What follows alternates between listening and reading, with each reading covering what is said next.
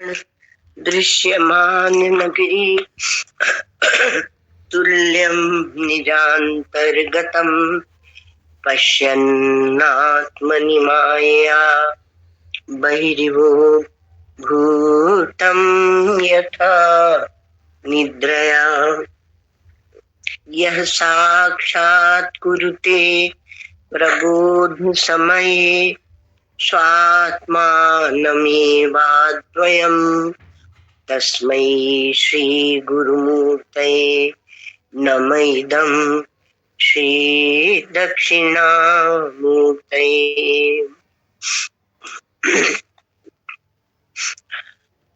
रे रे ब्रह्मांड कोट्य फलत बहुविधं रोमकूपेष्वभीष्टम् ईशारे सावकाशं निज पद विहितां सद्व्यवस्थां विधत्त रक्ता भक्ता सरक्ता विलसत सकले सत्कले निष्कले वा श्री पूर्णानंद तीर्थम वयमिह कुशला उत्कलं संविशाम।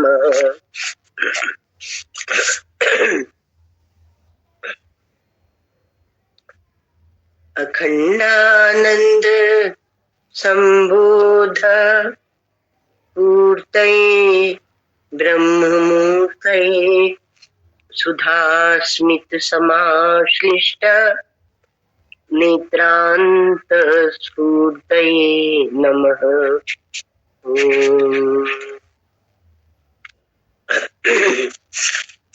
शंकरं शंकराचार्यं केशवं बादरायणं सूत्रभाष्यकृतौ वन्दे भगवन्तौ पुनः पुनः। यस्य प्रसादाद् अहमेव विष्णुः मय्येव सर्वं परिकल्पितं च इत्थं विजानामि सदात्मरूपं तस्याङ्घ्रिपद्मं प्रणतोऽस्मि नित्यम्। ज्ञानाध्यास और अर्थाध्यास, ज्ञान का अध्यास और अर्थ का अध्यास। ज्ञान अध्यास अर्थात भ्रांति। जो ज्ञान का अध्यास हो रहा है अर्थात हमारे ज्ञान में जो प्रतीति हो रही है, अनिर्वचनीय वस्तु की प्रतीति हो रही है जिसका वास्तव में अस्तित्व नहीं है, उसको कहते हैं ज्ञानाध्यास। प्रतीति हो रही तो ज्ञान तो है ही, तो ज्ञान देखे बिना रहता नहीं,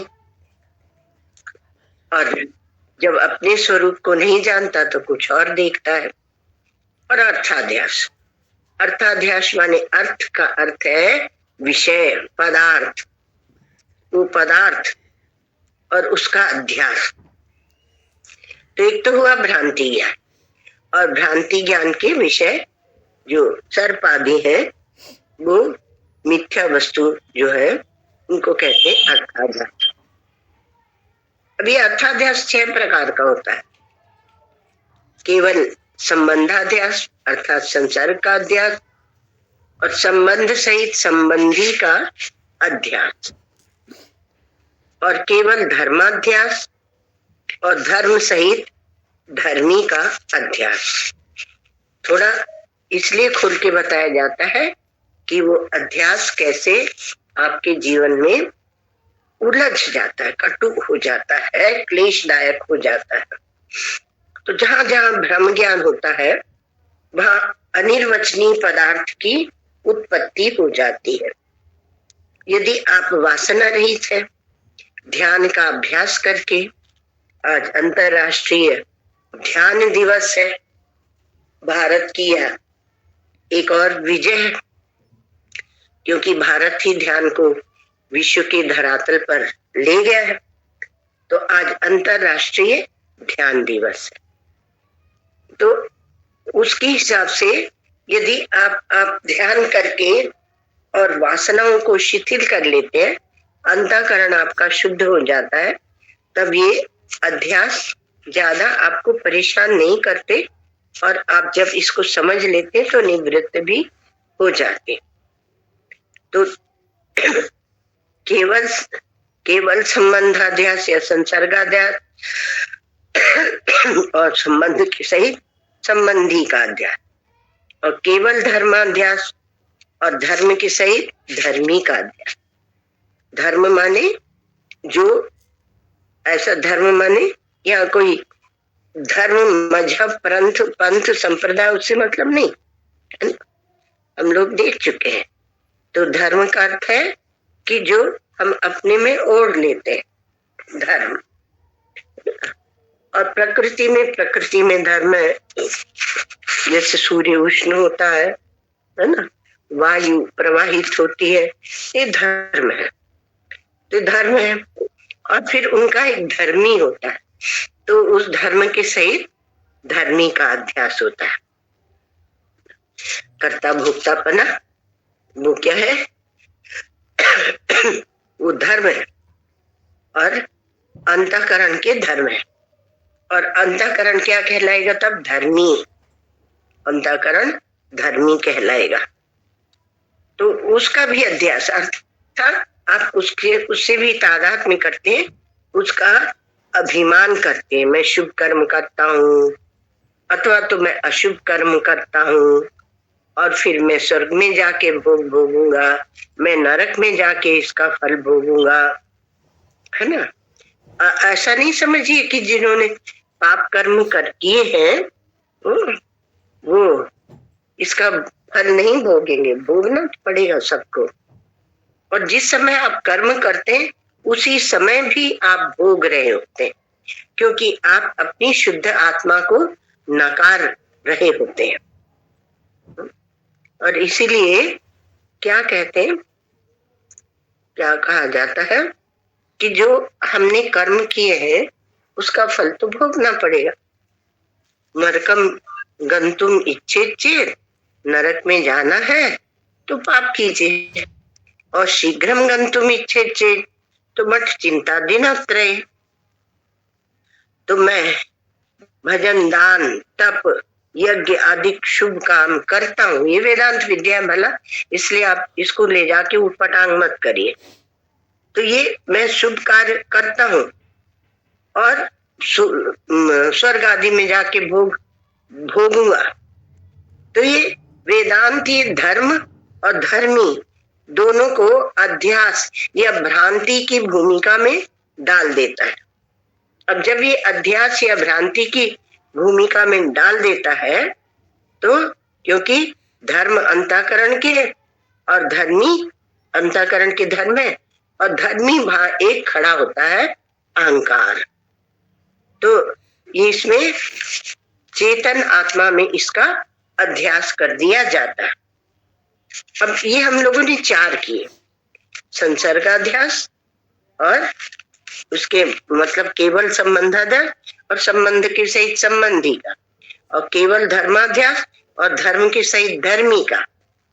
6 हम लोगों को जानना है अर्थाध्यास में। तो 6वां क्या है? अन्योन्याध्यास। तो अन्योन्याध्यास में क्या है कि जैसे लोहे को खूब गर्म कर लेते हैं तो लोह और अग्नि का तादात्म्य हो जाता है। तो अब वो आप उसको लोहे का गोला भी कह सकते हैं और आप उसे आग का गोला भी कह सकते हैं। तो लोह और अग्नि का आत्मा में अध्यास हो जाता है। तो आत्मा में अनात्मा का और अनात्मा में आत्मा का अन्योन्य अध्यास है ना। तो इसमें आप मान लीजिए कि अग्नि चेतन है, तो अग्नि आत्मा है और लोहा अनात्मा है। ये तो दृष्टांत है ना, इसलिए इसमें दार्ष्टान्तिक को लगाना पड़ता है। तो फिर ऐसे नहीं पूछना कि कौन चेतन है कौन चेतन है, वो नहीं, ये आत्मा अनात्मा का अध्यास है, इसलिए दृष्टांत से समझाया जा रहा है। तो वह आग की तरह वह हो जाता है लोहा, और फिर बोलते हैं उन्होंने आग का गोला फेंका, है ना। तो आग का गोला फेंका अर्थात तप्त किया हुआ लोहा। तो आत्मा में अनात्मा का, अनात्मा में आत्मा का अध्यास हो जाता है। इसका रहस्य अभी बताते हैं आपको, ठीक है। और हम उसी से जीवन चलाते हैं। और छठवा आया अन्यतराध्यास। ये कभी कभी ये भी होता है। तो ये जो बताए कि चेतन का या आत्मा का अनात्मा में और अनात्मा का आत्मा में अध्यास, और जब केवल एक ही का अध्यास होता है, एक का नहीं, तब उसको बोलते हैं अन्यतराध्यास। ये दो में से, आत्मा अनात्मा में से एक का ही अध्यास हो रहा है, तब उसके लिए शब्द का प्रयोग किया गया अन्यतराध्यास।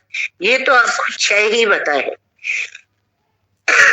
अध्यास, तो मतलब वो भी 6 जो बताए हैं वो किसमें बताए गए हैं? आपके अर्थाध्यास में। पर ऐसे और बहुत प्रकार के अध्यास है। तो अन्यतराध्यास आत्मा में अनात्मा का, अनात्मा में आत्मा का अध्यास, और अनात्मा में आत्मा का स्वरूप।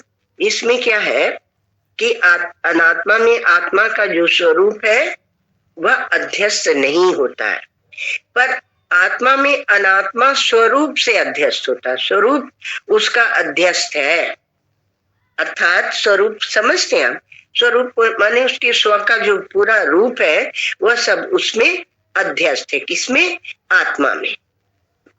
लेकिन वो अपनी जब पृथक वो दिखाता है कि हम ऐसे, तो अनात्मा। हम प्रायः जो अभिमान करते हमेशा, वह अभिमान अनात्मा का ही है।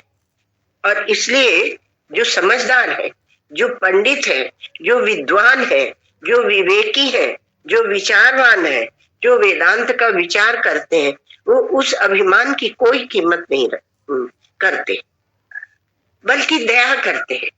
उस अभिमान को लेकर उनके ऊपर दया करते हैं कि किस भ्रामक मिथ्या क्षणिक वस्तु को लेकर ये बेचारा अभिमान करके और उसमें फंसा हुआ है। तो ये है ना। अब ये अन्योन्याध्यास अर्थात है क्या? तो कहा परस्पर का परस्पर में अध्यास हो जाता है, तो अन्योन्याध्यास कहते हैं। आत्मा और अनात्मा का परस्पर अध्यास किस प्रकार से होता है? तो समझाते हैं यहाँ कि आत्मा के जो धर्म है या विशेषण है उनका अध्यास होता है। तो विशेषण क्या है? आत्मा के सच्चित आनंद और अद्वैत। आत्मा सच्चित आनंद और अद्वैत है। ये 4 विशेषण आत्मा के, याद रखिएगा ना, सब जगह आपको काम आएंगे।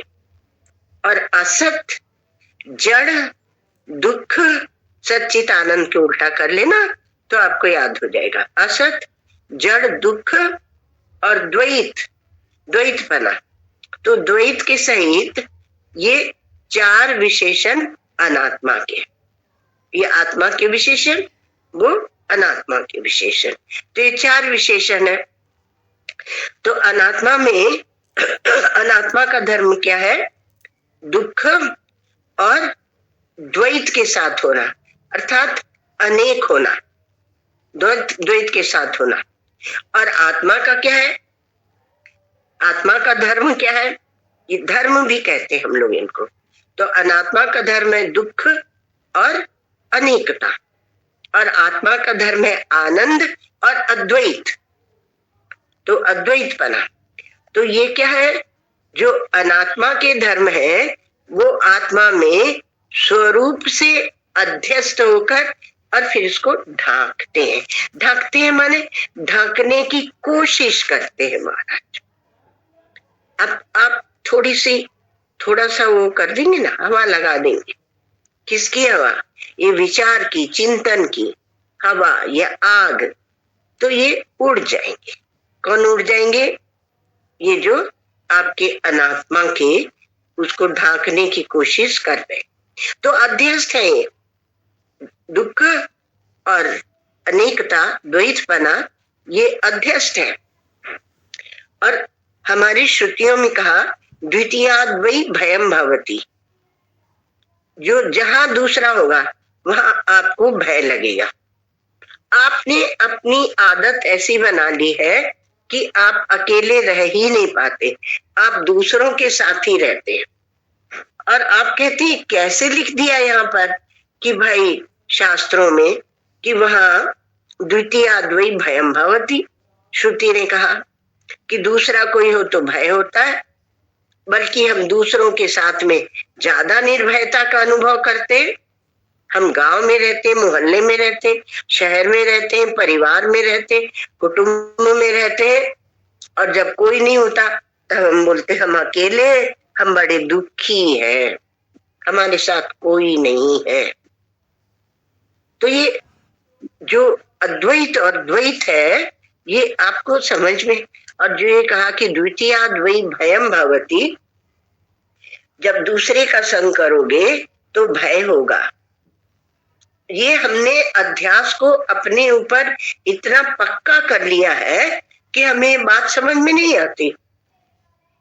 आप देखिए जो अकेले रहने लगते हैं उनको अकेले की मौज रहती, जब कोई दूसरा आता है तो वो उन्हें लगता है कि अब ये आ गया तो अब व्यवस्थित हमको वस्त्र आदि का भी ध्यान रखना पड़ेगा, और हम किससे जोर से बात करें, धीरे से बात करें फोन में, वो भी ध्यान रखना पड़ेगा।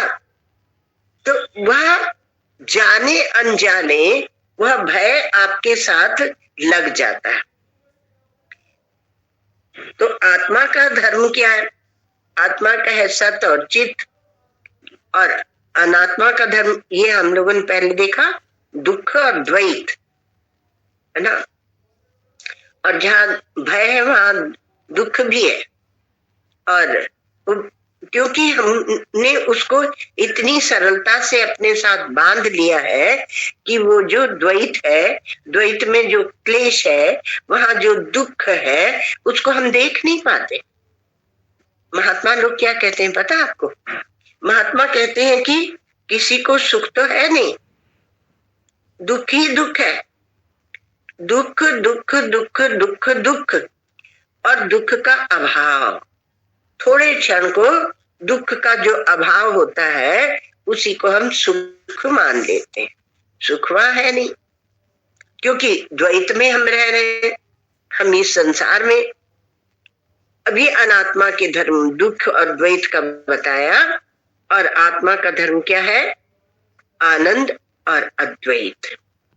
तो दुख और द्वैत वो स्वरूप से अध्यस्त है, उसकी कोई सत्ता नहीं है, वो अनिर्वचनीय ही पैदा हो गया है, जैसे रस्सी में सांप। और आत्मा का धर्म दूसरा बताया सत और चित, ये बहुत महत्वपूर्ण धर्म है, सत और चित। सत अनात्मा का धर्म क्या है? इसके विपरीत असत्ता और जड़ता। जो स्वयं को जाने और दूसरे को भी जाने वो चेतन चित, और जो स्वयं को भी ना जाने और दूसरे को भी ना जाने वो जड़। तो जड़ है कौन? अनात्मा जड़ है, और आत्मा वो चेतन है। महर्षि महाराज जी कहते हैं कि लोग जो है ना पैसे से प्यार करते हैं, हीरा जवाहरात से प्यार करते हैं, उसके न तो दिल होता है और न वो आपको प्यार करता है। और जब कोई चोर चुरा के ले जाने लगता है तो एक बार भी नहीं बोलता कि मुझे मत ले जाओ, मैं तो अपने सेठ के, अपने मालिक के हृदय का टुकड़ा हूं, और ले जाते उसको और वो चला जाता उनके साथ। तो ऐसी जड़ वस्तु से क्या प्यार करना, है ना। जो आप चेतन से भी परम चैतन्य से प्यार करें, परमात्मा से प्यार करें, ईश्वर से प्यार करें, तो ये असत्ता और जड़ता ये अनात्मा का धर्म है। तो वो उसमें आत्मा का धर्म जो सत और चित है पना माने अस्तित्व, और चित माने चेतन चैतन्यता, ये अनात्मा के साथ केवल संसर्ग से अध्यस्त है। सत और चित केवल अनात्मा के साथ संसर्ग होने से अध्यस्त होकर और उसको ढांकते हैं, उसको ढकते हैं, माने हमें समझ में नहीं आता कि यह वस्तु जड़ है या चेतन, और हम उसके साथ तादाद में कर लेते हैं। जैसे अपने अंतःकरण के साथ, मन बुद्धि आदि के साथ और इंद्रियों के साथ हम सोचते हैं कि ये मैं हूं। जब आप अंधे होते हैं तो आप ये नहीं कहते कि मैं, तब आप क्या कहते हैं, मैं अंधा हूं। जब आंख वाले होते तब आप नहीं कहते कि मैं आंख हूं, मैं आंख हूं। तो बड़ी विचित्र कथा है ये अध्यास की या भ्रांति की जो कथा है, इसी ने सबको नचा रखा है। इसको आप गहरे से समझ लेंगे तो क्या होगा, जिन खो जाती पाइयां गहरे पानी पैठ, तो आप गहरे में चले जाएंगे। तो एक देखा हमने संसर्गाध्यास और दूसरा हमने देखा स्वरूपाध्यास, और दोनों का अध्यास हो जाता है तब अन्योन्याध्यास होता है। तो सच्चित आनंद और अद्वैत, ये चार विशेषण आत्मा के, और असत जड़ दुख और द्वैत, द्वैत के साथ होना, ये चार विशेषण अनात्मा के हैं। तो उसमें अनात्मा में जो दुख और द्वैत के सहित है, वो विशेषण आत्मा में जो आनंद और अद्वैत है, उसको ढांकते हुए से मालूम पड़ते। इसका क्या अर्थ हुआ? इसका ये अर्थ हुआ कि आत्मा का जो स्वरूप है उसमें मैं आनंद रूप हूं और अद्वैत रूप हूं, उसको आप नहीं जानते तब उसकी प्रतीति नहीं होती है। तो हमने विचार ही नहीं किया, शास्त्रों ने कहा, गुरुओं ने कहा, पर हमने विचार नहीं किया। तो वो उसका विचार होना चाहिए, तो उसकी प्रतीति होती नहीं है। तो प्रतीति नहीं होती मतलब है पर ढका हुआ सा मालूम पड़ता है, उसकी प्रतीति नहीं होती है। तो मैं दुखी हूं और ईश्वराधिक से भिन्न हूं, है ना। तो क्योंकि आपका आनंद स्वरूप और अद्वैत रूप ये ढक गया है, उसकी प्रतीति नहीं होती है, तो आप क्या सोचने लगते हैं, उससे उल्टा सोचने लगते हैं। क्या उल्टा सोचते हैं? उसी को बोलते हैं विपर्य, माने विपरीत भावना, कि मैं दुखी हूं और मैं ईश्वर आदि से भिन्न हूं, ऐसी प्रतीति उसको होने लगती। किसको? वो जो जीव बन के खड़ा हुआ ना महाराज, वो जो चिज्जड़ ग्रंथि है उसको। तो आत्मा में सत और चित, ये दो विशेषण, अनात्मा में असत और जड़, ये दो विशेषण ये ढांकते हैं, मतलब ये मुख्य रूप से ढकने का काम करते हैं। तो अनात्मा में जो अहंकार आदिक है उसका भी हमें विश्लेषण करना पड़ेगा। तो असत है अर्थात अभान है, जड़ रूप है, ऐसी प्रतीति नहीं होती, और विद्यमान है ये चेतन, ऐसी प्रतीति होती है। तो आत्मा और अनात्मा का इस प्रकार से अन्योन्याध्यास होता है, ठीक है। इसी को क्या कहते हैं? चिज्जड़ ग्रंथि। और इसी को क्या कहते हैं? इसी को अज्ञान भी कहते हैं, और इसी से खड़ा होता है अहंकार। तो हम आत्मा को नहीं जानते, आत्मा की जो अज्ञानता है वही अहंकार जो बीच में कल्पित खड़ा हो जाता है। देहो न जानाति सतो न जन्म, देह जड़ है और सत तत्व का जन्म नहीं होता, तो बीच में कोई एक कल्पित ही रूप खड़ा हो जाता है जिसको कहते हैं अहंकार। यह चिज्जड़ ग्रंथि, अहंकृति ग्रंथि विबंध, वही बंधन है, वही सूक्ष्म शरीर है। सूक्ष्म शरीर, भव और चेतो, वही चेतना है, चेता है, और वो ऐसे उसके नाम हो जाते हैं। तो ये क्या है कि आत्मा में की जो हमारी अज्ञानता है, ये अन्योन्याध्यास से क्या होता है, वही अहंकार का उपादान कारण बन जाता है। और उसकी जो ज्ञातता है, जो उसकी स्वयं प्रकाश रूपता है। ठीक है, आत्मा में क्या है? असंवेद्यत्वे सति स्वप्रकाश रूप, अवेद्यत्वे सति साक्षात अपरोक्षत्वम स्वप्रकाश रूप। स्वप्रकाश की ये परिभाषा है कि आत्मा न जानते हुए भी हम उसको नहीं जानते, पर वह साक्षात अपरोक्ष है। तो आत्मा की जो अज्ञानता है वही अहंकार का उपादान है, और उसकी जो ज्ञातता है, स्वयं प्रकाश रूपता है, वही अहंकार का निमित्त कारण है। खड़ा हो गया उपादान कारण और निमित्त कारण, और उपादान कारण और निमित्त कारण होने से ये अहंकार खड़ा हो जाता है, और इसी को कहते इदम और अनिदम की ग्रंथि। यही अहंकार का स्वरूप है, और अहम इदम ममेदम ये उसका ये जो भाव बनता है यह उसका कार्य है। अर्थात मैं यह हूं और यह मेरा है, ऐसा भाव बना लेता है। तो अहंकार का अवयव अंतःकरण के ही अवयव है, तो वो क्या वो ब्रह्म रूप है? तो कहा नहीं, वो तो ब्रह्म रूप नहीं है, और ये सुषुप्ति में सोता है। वो पूरा सूक्ष्म शरीर वहां नहीं सोता है, वो क्रिया शक्ति रूप जो अहंकार है वो जागता रहता है, और विज्ञान शक्ति रूप अहंकार सो जाता है। इसकी और चर्चा हम लोग कल करेंगे, आप लोग याद दिला दीजिएगा। ओम सर्वे भवन्तु सुखिनः, सर्वे सन्तु निरामयाः, सर्वे भद्राणि पश्यन्तु, मा कश्चित् दुःखभाग् भवेत्। असतो मा सद्गमय, तमसो मा ज्योतिर्गमय, मृत्योर्मामृतं गमय। ओम पूर्णमदः पूर्णमिदं पूर्णात् पूर्णमुदच्यते, पूर्णस्य पूर्णमादाय पूर्णमेवावशिष्यते। ओम शांति।